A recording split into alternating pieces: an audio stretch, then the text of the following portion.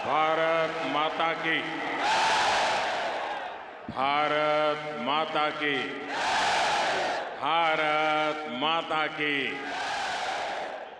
मैं मेरा भाषण शुरू करने से पहले ये नन्ही सी गुड़िया भारत मां का रूप लेके आई है। मेरी तरफ से बहुत बहुत अभिनंदन बेटा, शाबाश।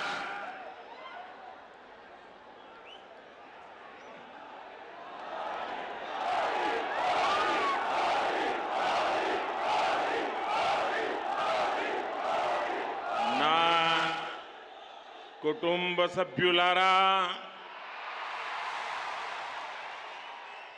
आज मुझे तेलंगाना के लोगों को 8,000 करोड़ रुपए से अधिक की परियोजनाओं का उपहार देने का सौभाग्य मिला है। एनटीपीसी के आधुनिक पावर प्लांट से तेलंगाना के औद्योगिक विकास को एक नई गति, तेज गति मिलने वाली है। और इस प्लांट में जो बिजली पैदा होगी उसका ज्यादा हिस्सा तेलंगाना को ही मिलेगा, आपको ही मिलेगा। और इससे आपकी ईज ऑफ लिविंग बढ़ेगी। भाइयों बहनों, आपको याद होगा इस प्रोजेक्ट का शिलान्यास करने का सौभाग्य मुझे मिला था। और ये मोदी की गारंटी की ताकत देखिए, आज मोदी ही आके उसका उद्घाटन कर रहा है। आज ही रेलवे और हेल्थ के भी कई प्रोजेक्ट्स तेलंगाना के मेरे भाइयों बहनों के चरणों में आज मुझे समर्पित करने का सौभाग्य मिला है। इनसे तेलंगाना के लोगों के क्रिटिकल केयर की सुविधा मिलेगी और कनेक्टिविटी भी बढ़ेगी। तेलंगाना और तेलंगाना के लोगों के कल्याण के प्रति भाजपा का, बीजेपी का संकल्प लगातार मजबूत हो रहा है। ना कुटुंब सभ्युलारा, आज सबसे पहले मैं निजामाबाद की माताओं, बहनों, बेटियों को धन्यवाद देना चाहूंगा। और आज यहां इतनी बड़ी तादाद में माताएं बहनें स्वागत करने, आशीर्वाद देने आई, उससे बड़ा जीवन का सौभाग्य क्या होता है। तेलंगाना की मेरी बहनें एक बड़ी क्रांति का हिस्सा बनी है। तेलंगाना की मेरी बहनों ने इतिहास बनाया है।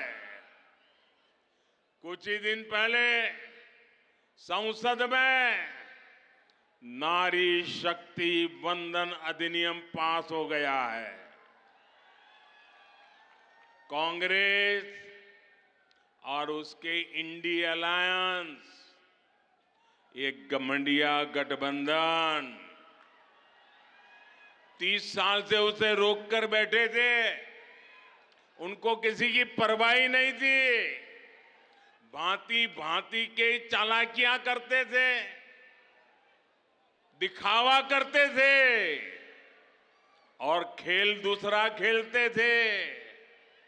लेकिन इस बार ये मेरे देश की माताओं बहनों की ताकत देखिए, नारी शक्ति की संगठित ताकत देखिए कि सारे घमंडिया लोगों को ये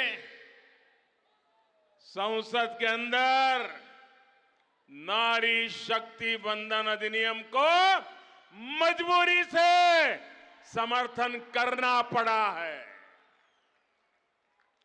ये इसलिए हो पाया क्योंकि तेलंगाना की महिलाओं ने, मेरे देश की माताओं बहनों ने साथ मिलकर वोट की शक्ति से, अपने एक एक वोट से माताओं ने उसके इस बेटे को मजबूत बनाया है।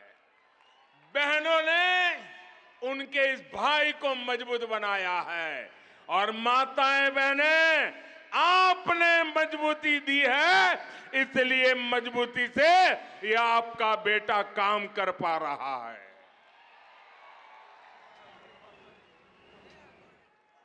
ना कुटुंब सभ्युलारा,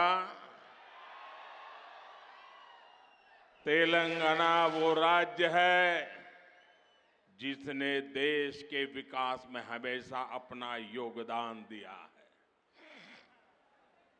आप भारत की प्रगति के आधार है। तेलंगाना में चारों तरफ टैलेंट ही टैलेंट है।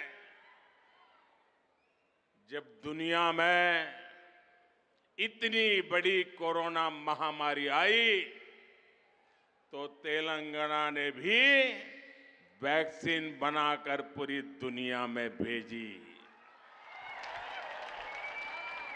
तेलंगाना के लोगों में विकास की जो एस्पिरेशन है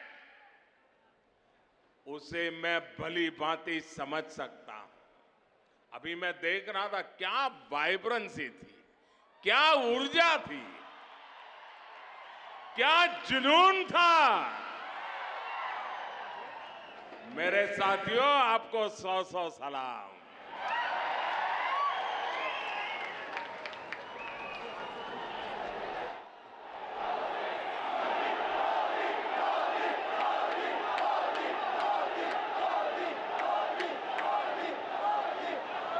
केंद्र सरकार में रहते हुए हम तेलंगाना के लिए जितना कर सकते हैं वो हम लगातार कर रहे हैं। आपको याद होगा ना,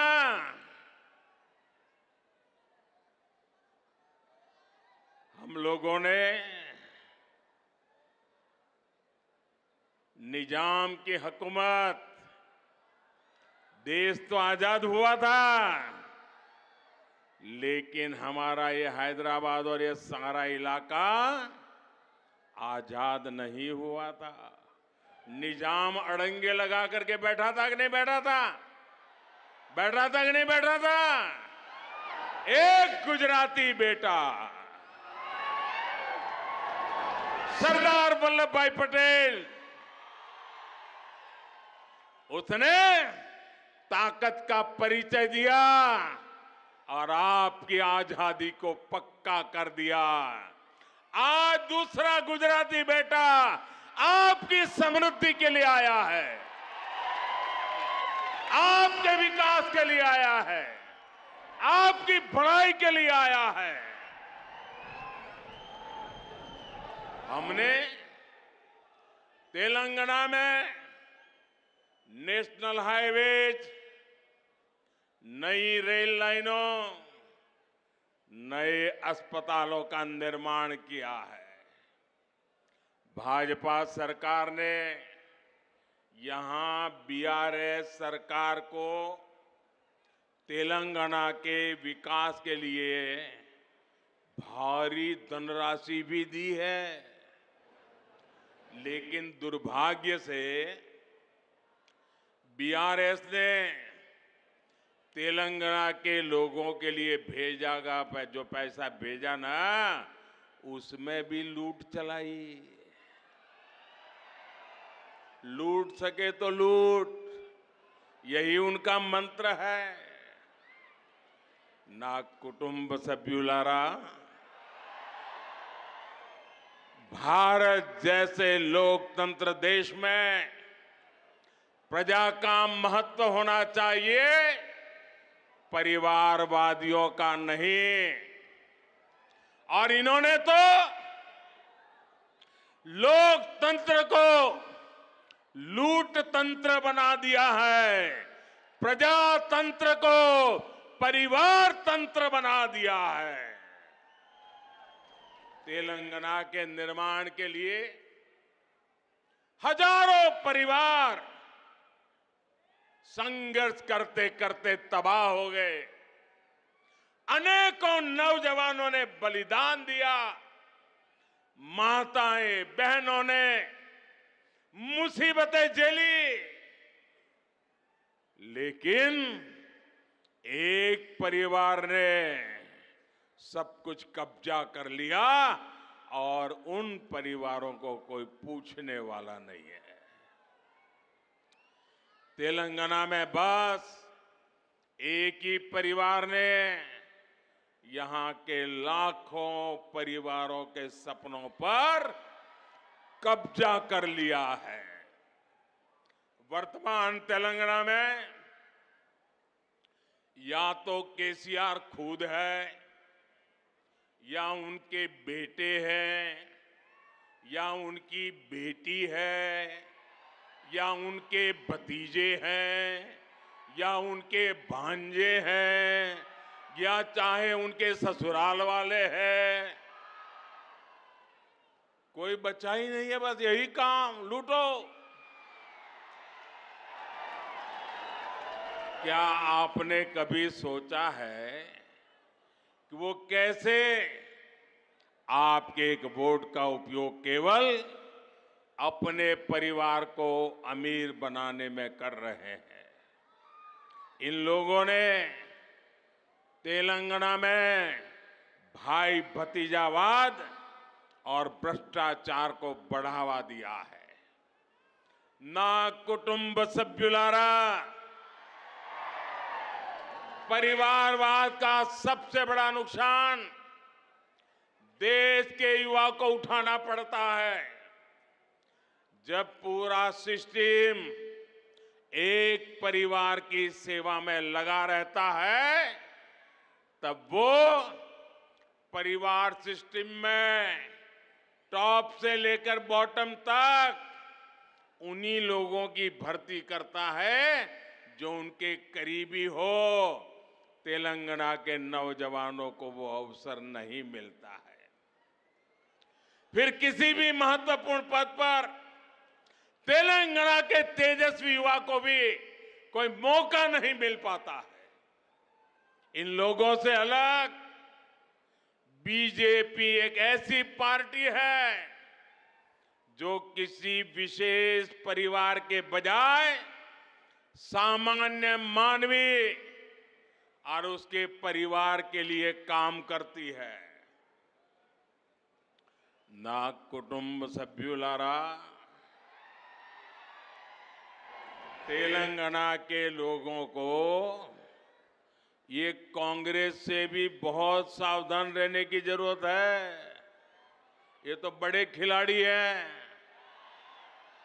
इनको देश समाज कुछ लेना देना ही नहीं है। और पूरा हिंदुस्तान कांग्रेस को नकार चुका है, नकार चुका है। और आप तो जानते हैं, कांग्रेस जिस राज्य में से एक बार जाती है, फिर उसका सरकार में वापस आना बहुत मुश्किल हो जाता है। और इसलिए कांग्रेस की कोशिश किसी भी तरह वोटों का बंटवारा करने का कॉन्ट्रैक्ट लिया है, और बीआरएस कांग्रेस को वोटों का बंटवारा कराने के लिए तिजोरी खुली करके बैठ गई है। पर्दे के पीछे खेल चल रहा है, बैकडोर एंट्री। ये बीआरएस और कांग्रेस की भरपूर चल रही है। इसके लिए वो राज्य की अन्य कमजोर पार्टियों को अपना सहारा बना रहे हैं। आज जब तेलंगाना में बीआरएस की हार तय है, बीआरएस का पराजय तय है, बीआरएस का जाना तय है,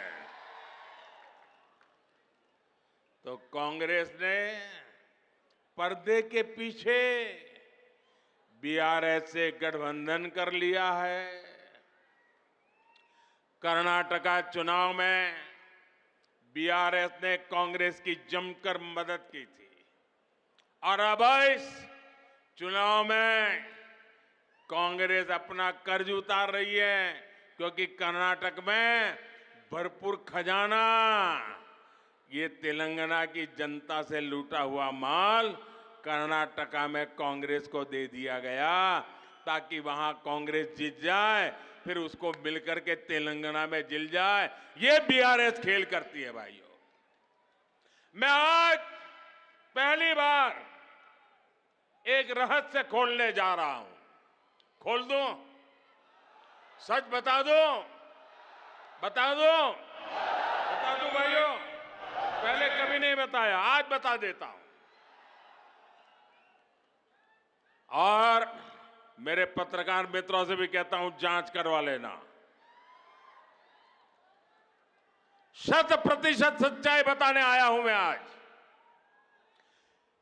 जब हैदराबाद म्युनिसिपल कॉरपोरेशन का इलेक्शन हुआ, भारतीय जनता पार्टी 40-45 सीटें जीत करके आ गई। 48 किसी को बहुमत नहीं मिला। केसीआर को सपोर्ट की जरूरत थी और आपने देखा होगा हैदराबाद कॉरपोरेशन के चुनाव के पहले वो एयरपोर्ट में पूरी फौज लेकर के मेरा स्वागत करने के लिए आते थे, बढ़िया बढ़िया माला पहनाते थे, बहुत सम्मान करते थे। याद है ना? फिर क्या हुआ भाई? अचानक बंद हो गए। अचानक इतना गुस्सा क्यों निकल रहा है? इसका कारण यह है कि हैदराबाद के चुनाव के बाद, ये भी तारीख चेक कर ले मीडिया वाले, वो दिल्ली मुझे मिलने आए, बहुत बढ़िया मुझे शाल उड़ाई, बहुत मुझे आदर किया और इतना प्यार दिखाया, इतना प्यार दिखाया, ये केसीआर के कैरेक्टर में ही नहीं है। और फिर मुझे कहने लगे कि आपके नेतृत्व में देश प्रगति कर रहा है, हम भी एनडीए का हिस्सा बनना चाहते हैं, आप हमें एनडीए में शामिल कर दीजिए। मैंने कहा आगे क्या? बोले हैदराबाद में म्युनिसिपल कॉरपोरेशन में हमारी मदद कर दीजिए। मैंने केसीआर को कहा, आपके कारनामे ऐसे हैं, मोदी आपके साथ जुड़ नहीं सकता है। हैदराबाद में हमें विपक्ष में बैठना पड़ेगा तो बैठेंगे। केसीआर की सरकार हमारे कार्यकर्ताओं पर जुल्म करेगी तो जुल्म सहेंगे, लेकिन हम तेलंगाना की जनता से दगा नहीं कर सकते हैं। भले तेलंगाना की जनता ने हैदराबाद में हमें पूर्ण बहुमत दे दिया, लेकिन 48 सीट भी तेलंगाना का भाग्य बदलने की शुरुआत है। और मैंने उनसे हर प्रकार से मदद करने का इनकार कर दिया, उनको एनडीए में एंट्री देने से इनकार कर दिया। उसके बाद उनका दिमाग फटका फिर तो वो भांति भांति से दूर भागने रहे। मैं भ्रष्टाचार के सवाल पूछने लगा, फिर एक बार दोबारा आए। वो मुझे कह रहे हैं कि मोदी जी मैंने बहुत काम कर लिया, अब मैं सारा कारोबार केटीआर को दे देना चाहता हूं। मैं एक बार केटीआर को भेजूंगा, आप जरा उसको आशीर्वाद दे देना। ये उन्होंने मुझे कहा। मैंने कहा केसीआर, ये लोकतंत्र है, तुम कौन होते हो बेटे को राजगादी दे? तुम राजा महाराजा हो क्या? क्या तुम राजा महाराजा हो क्या? अरे तेलंगाना की जनता तय करेगी किसको बिठाना है, किसको नहीं बिठाना है। बस वो दिन आखिरी था। उसके बाद एक बार भी वो मेरे से आंखें नहीं मिला पा रहे हैं। मेरा परछाया भी देखने की हिम्मत नहीं बची उनकी। आप देखा, अभी मैं सरकारी कार्यक्रम करके आया, कोई भ्रष्टाचारी मेरे बगल में बैठ करके मेरा ताप सहन नहीं कर सकता है, इसलिए भाग रहे हैं।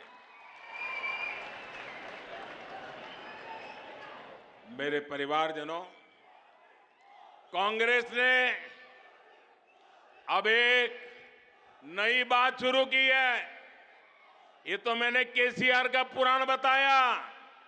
अब कांग्रेस ने सत्ता भूख के लिए, सत्ता हथियाने के लिए एक नई भाषा बोलना शुरू किया है, नई बातें बोलना शुरू किया है। आजकल क्या कह रहे हैं? जितनी आबादी उतना हक।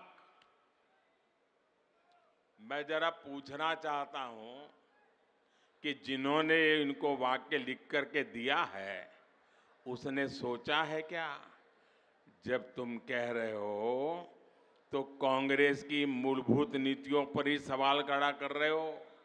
जब आप कहते हो जितनी आबादी उतना हक, इसका मतलब ये हुआ कि अब कांग्रेस घोषणा करे, क्या आप अल्पसंख्यकों के विरोधी है क्या?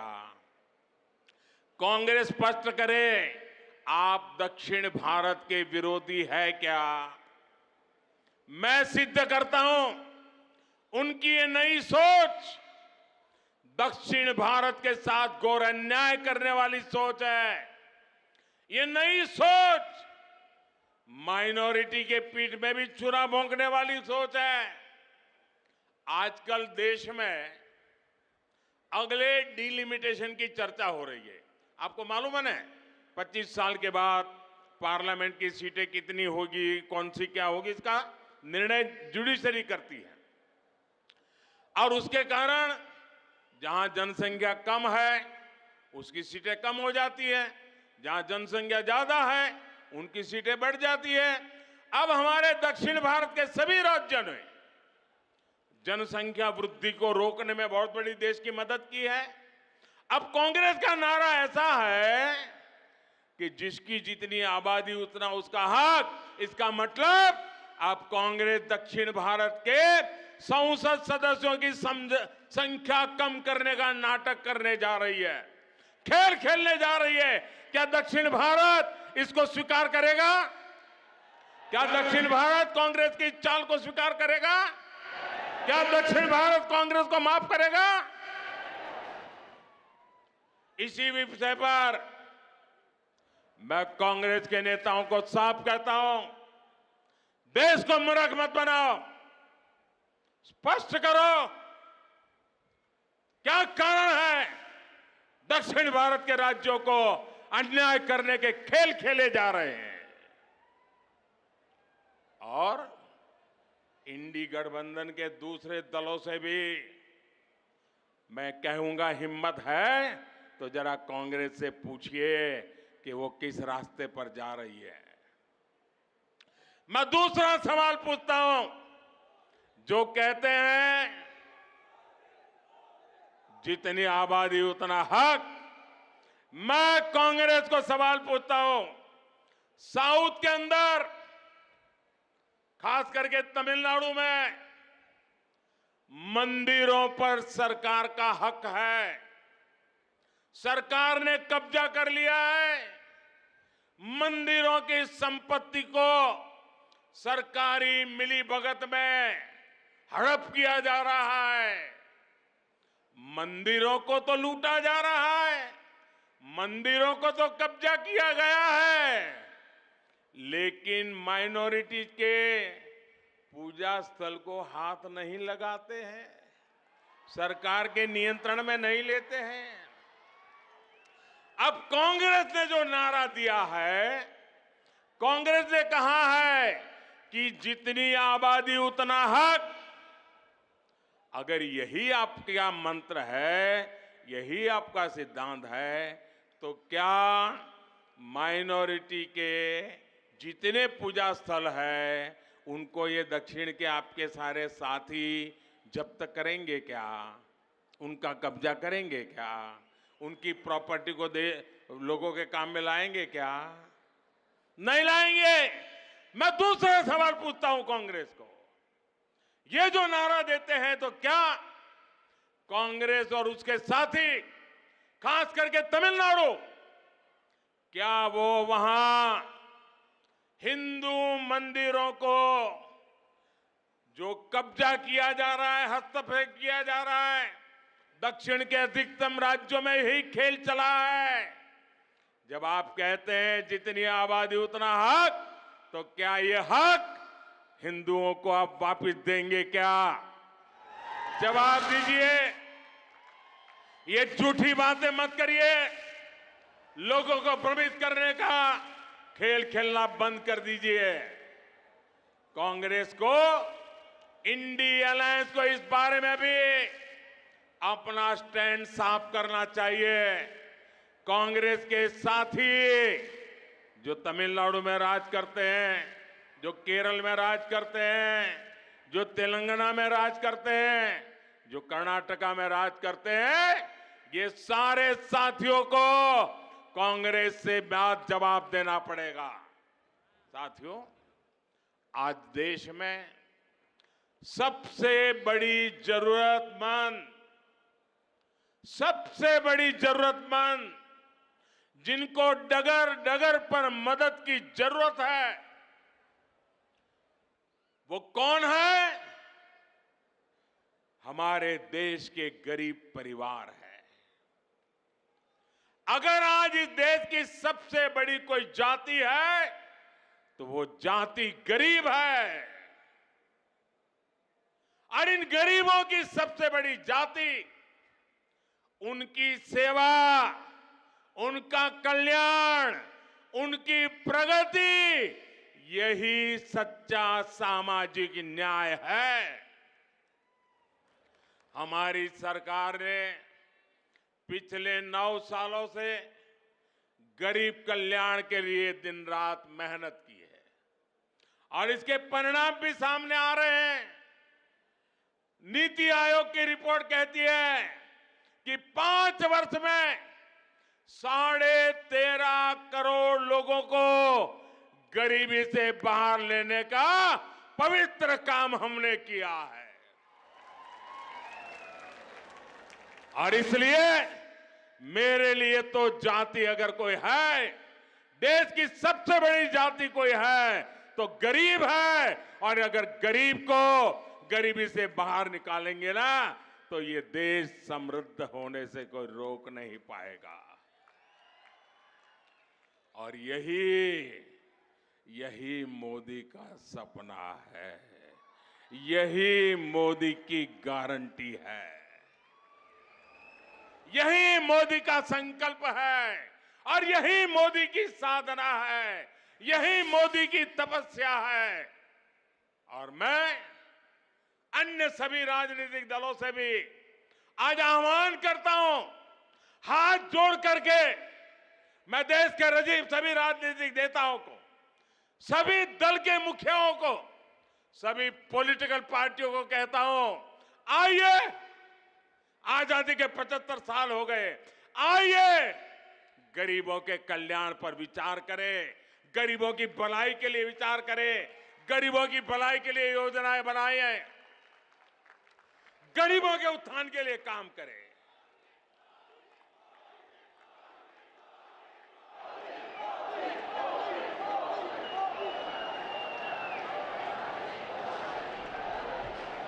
నా కుటుంబ సభ్యులారా, तेलंगाना विरोधी ये लोग चुनाव से पहले जनता को कुछ छोटे लाभ देकर अगले 5 साल तक तेलंगाना को लूटने का अधिकार हासिल कर लेते हैं। हमें तेलंगाना में इस परंपरा को अब उलट कर देना है भाइयों बहनों, उसको रोकना है। रोकोगे क्या? रोकोगे क्या? तेलंगाना के भाइयों बहनों, मुझ पर 5 साल भरोसा करो, ज्यादा नहीं कह रहा हूं, 5 साल भरोसा करो। इन्होंने जितना लूटा है ना, मैं आपके चरणों में ला करके रख दूंगा। आज भी कांग्रेस और बीआरएस तेलंगाना के लोगों से विश्वासघात कर रही है। कई राज्यों में कांग्रेस ने चुनाव से पहले ऐसे ही बड़े वादे किए और अब उन्हें पूरा करने के लिए 15 अलग अलग शर्त रख रही है। पहले तो बोल देते हैं ऐसा करेंगे, फिर कहते हैं ऐसा होगा तो करेंगे, ऐसा होगा तो नहीं करेंगे, ये करेगा तो नहीं करेंगे, उधर वाला होगा तो नहीं। क्यों भाई, जनता को मूर्ख बना रहे हो? यहां बीआरएस ने भी बेरोजगार युवाओं को भत्ता देने का झूठा वायदा किया। कांग्रेस और बीआरएस का रवैया बिल्कुल एक समान है। चुनाव से पहले आसमानी वादे करो और चुनाव के बाद सारे वादे भूलकर अपनी तिजोरी भरो। ना कुटुंब सभ्युलारा, बीजेपी का ट्रैक रिकॉर्ड अपने वायदे पूरे करने का है। पिछले कुछ महीनों से आप सब देख रहे हैं कि केंद्र सरकार लाखों युवाओं को नौकरी देने के लिए रोजगार मेले का आयोजन कर रही है। इसकी घोषणा पिछले साल हुई थी। इस मेले के जरिए देश के हर कोने में लाखों युवाओं को सरकारी नौकरी के नियुक्ति पत्र, पब्लिकली नियुक्ति पत्र देने का काम हमने किया है। तेलंगाना के युवाओं को भी इसके जरिए हजारों तेलंगाना के युवाओं को आज भारत सरकार में हमने काम दिया है। यहां के युवा ये देख रहे हैं कि पूरी प्रक्रिया बिना रुकावट और पारदर्शी तरीके से हुई है। तेलंगाना में से एक भी शिकायत नहीं आई कि नौकरी मिली लेकिन किसी को मोदी को पैसा पहुंचाना पड़ा, ऐसी एक घटना नहीं आई है भाइयों। इसलिए बीआरएस के युवा विरोधी रवैये और इसकी सरकार को यहां के युवा करारा जवाब देने का मन बना चुके। मेरी बात सही है ना? मेरी बात सही है ना? युवाओं ने तय कर लिया है ना, ये जाएगा ना, बीआरएस जाएगी ना, पक्का जाएगी ना। मैं तेलंगाना के युवाओं से भी कहूंगा, हमारे युवाओं को निराश होने की जरूरत नहीं है। मेरे नौजवान साथियों, ये मोदी की गारंटी है, आपको निराश होने की जरूरत नहीं है। भाजपा सरकार आते ही बीआरएस के पापों को मैं एक एक खोल करके रख दूंगा। उनकी सारी बुराइयों को निकाल करके रहूंगा और अभियान के तौर पर करके रहूंगा, क्योंकि मैंने अपनी आंखों से देख रहा हूं कैसे लूट रहे हैं। यहां के युवाओं के लिए केंद्र सरकार ने 2 दिन पहले ही एक सेंट्रल ट्राइबल यूनिवर्सिटी की स्थापना की, ऐलान किया। इस विश्वविद्यालय का नाम आदिवासी देवियां समक्का सारक्का के नाम पर रखा जाएगा। इस पर करीब 900 करोड़ रुपए खर्च होंगे। ना कुटुंब सभ्युलारा, तेलंगाना के किसान आज उपेक्षित महसूस कर रहे हैं। बीआरएस गवर्नमेंट ने उनके साथ फिर हर वादे को तोड़ा है। बीआरएस सरकार ने किसानों से कर्ज माफी का वादा किया, पर कोई भी ठोस कदम नहीं उठाया। यहां सिंचाई परियोजनाओं को लेकर बड़ी घोषणाएं की गई, लेकिन या तो उन्हें पूरा नहीं किया गया या फिर बिना तैयार किए उनका उद्घाटन करके फोटो खिंचवाते रहे। दूसरी तरफ पिछले कुछ वर्षों में भाजपा ने न सिर्फ किसानों की मदद का वादा किया, बल्कि 40 लाख किसानों के खातों में करीब 10,000 करोड़ रुपए ट्रांसफर किए। कोई कटकी नहीं, कोई कमीशन नहीं, कोई चोरी नहीं। हमने एमएसपी बढ़ाने का वादा किया, उसे भी पूरा किया। ये मोदी की गारंटी है, पूरी करके रहता है। ना कुटुंब सभ्युलारा हर जिले के किसी एक उत्पाद को बढ़ावा देने के लिए, उसका उत्पादन और एक्सपोर्ट बनाने के लिए केंद्र सरकार वन डिस्ट्रिक्ट वन प्रोडक्ट योजना चला रही है। इस योजना के तहत निजामाबाद के हल्दी को प्रमोट किया जा रहा है और हल्दी की जब बात आती है ना, मैं खास करके मेरी तेलंगाना की बहनों को आज शत शत नमन करना चाहता हूं। मैं तेलंगाना की किसान माताओं के चरण मेरे माथे पर लेता हूं। उस चरण रज से मैं अपने आप को एक पवित्र प्रसाद के रूप में ले रहा हूं। क्यों? क्योंकि सिर्फ तेलंगाना की माताएं बहनें हल्दी की खेती में दिवस रात मेहनत करती, इतना ही नहीं, वो खेती की पैदावार करती, ऐसा नहीं, लेकिन कोविड के समय हल्दी ने दुनिया के बहुत लोगों को राहत दी है। पूरी दुनिया में हल्दी पहुंची है। दुनिया को बीमारी से मुक्त रखने का काम ये मेरी तेलंगाना की और मेरी देश की हल्दी पैदा करने वाली माताओं बहनों ने की है, और इसलिए मैं उसे नमन करता हूं। और इसलिए महबूबनगर में ही मैंने इससे जुड़ी एक बड़ी घोषणा की है। हमने किसानों से किया एक और वादा पूरा कर दिया। हल्दी उगाने वाले किसान भाइयों के लिए, उनके विकास के लिए अब देश में नेशनल टर्मरिक बोर्ड, उसका गठन किया जाएगा। ये बोर्ड हल्दी की उपज को देश और दुनिया के अलग अलग हिस्सों में विस्तार देने में मदद करेगा। इस निर्णय का बड़ा लाभ तेलंगाना के किसानों को भी होगा। मैं एक बार फिर तेलंगाना के किसानों को, निजामाबाद के किसानों को और खास करके हल्दी के खेत में काम करने वाली मेरी लाखों माताओं बहनों को आज टर्मरिक बोर्ड के लिए बहुत बहुत बधाई देता हूं। ना कुटुंब सभ्युलारा, आप बीजेपी को एक मौका दीजिए। मुझे आपकी सेवा करने का मौका चाहिए।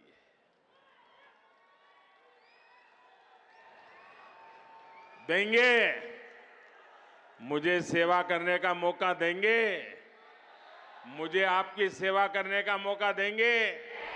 मुझे आपके दुख दूर करने का मौका देंगे? मुझे आपके पाई पाई की कमाई को बचाने का मौका देंगे? मुझे आपका भला करने का मौका देंगे? मुझे तेलंगाना के तरुणों का, नौजवानों का, यूथ का भला करने का मौका देंगे? आपका ये उमंग मेरा वादा है। जो कहा है वो करके रहूंगा। हम दिखाएंगे कि तेलंगाना कितनी ऊंचाई पर जा सकता है। बीजेपी तेलंगाना के विकास के लिए पूरी ईमानदारी से काम करेंगी। तेलंगाना में डबल इंजन की सरकार बन गई तो यहां का विकास भी डबल ताकत से, डबल तेजी से, डबल गति से होने वाला है। बीजेपी तेलंगाना की लूट बंद करेगी। बीजेपी तेलंगाना के युवाओं को नए अवसर देगी।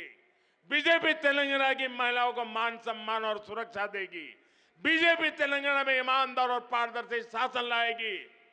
ना कुटुंब सभ्युलारा, चाहे गरीब हो, युवा हो, महिलाएं हो या किसान हो, भाजपा समाज के हर वर्ग के कल्याण को लेकर प्रतिबद्ध है। मुझे यकीन है कि तेलंगाना के लोग अभूतपूर्व स्नेह और सहयोग का आशीर्वाद हमें देते रहेंगे। मैं भाजपा के प्रत्येक कार्यकर्ता से भी कहूंगा, हर बूथ को जीतिए, हर बूथ पर लोगों का दिल जीतिए। कमल घर घर पहुंचे, कमल हर दिल में पहुंचे। कमल के दिल में हर तेलंगाना का नागरिक और तेलंगाना के हर नागरिक के दिल में कमल। हम मिलकर तेलंगाना के लिए लोगों की आकांक्षा पूरी करेंगे। इसी विश्वास के साथ इतनी बड़ी तादाद में आपका आना, यही हवा का रुख बता देता है। बहुत बहुत धन्यवाद। मेरे साथ जोर से बोलिए, भारत माता की, भारत माता की, भारत माता की। बहुत बहुत धन्यवाद।